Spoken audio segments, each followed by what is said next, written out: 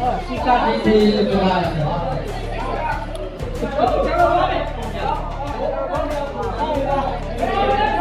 Anda sekolah juga ya, lebih kan?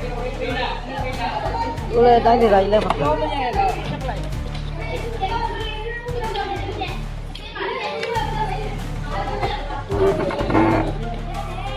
Ini sih lo, tanya sini lo, apa mau, tahu apa ni?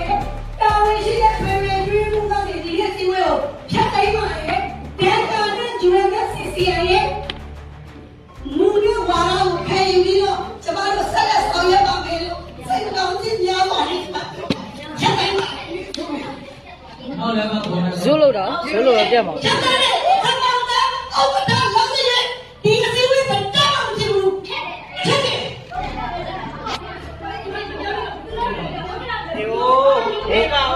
Ogra you so gara le, ibu si mine kan jilu lah, orang lah.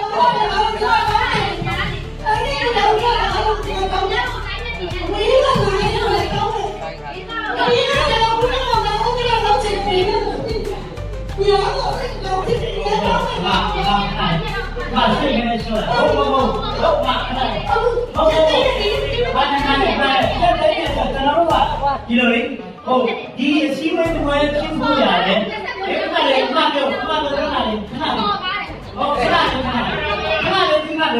kenal sesi dua, no? Kenal sesi dua, oh, kenal juga sesi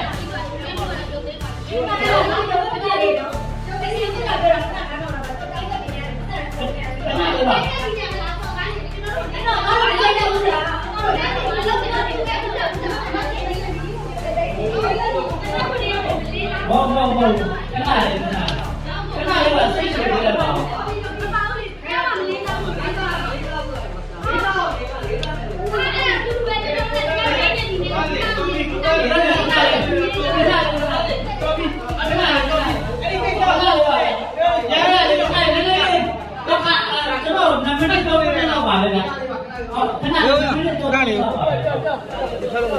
ကျွန်တော်တို့ဒီအစည်းအဝေးကြီးကိုသုံးလပတ်အစည်းအဝေးဆိုတက်ရောက်တဲ့လူအားလုံးကလည်းကျွန်တော်တို့ဖိတ်စာလေးနဲ့တက်ရတာပဲ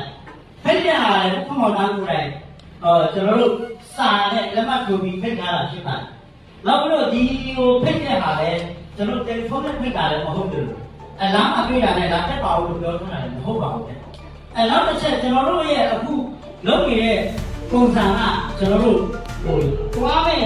လမ်းလေးကရောက်တော့ပဲရောက်တဲ့လူတွေနဲ့ကျွန်တော်တို့ကဝိပြီးမှမရောက်ဘူးဖြစ်နေအဲ့ဒီခါမှာအခုနောက်ပြီးတော့ကျွန်တော်တို့အခုဒါဆိုရင်ဝိကကထားတော့ကျွန်တော်တို့စိတ်ကောင်းပါ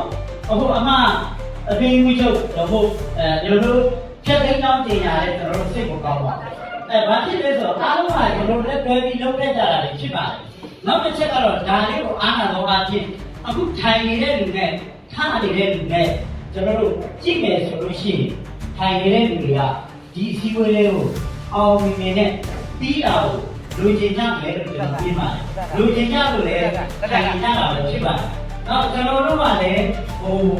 ရှင်းရှင်းပြောရင်ဒီလိုပွဲပြမယ်ဆိုလို့ရှိရင်ကျွန်တော်တို့လည်းမလာပါဘူးနောက်တစ်ချက်ကတော့ဟုတ်ပါပြီ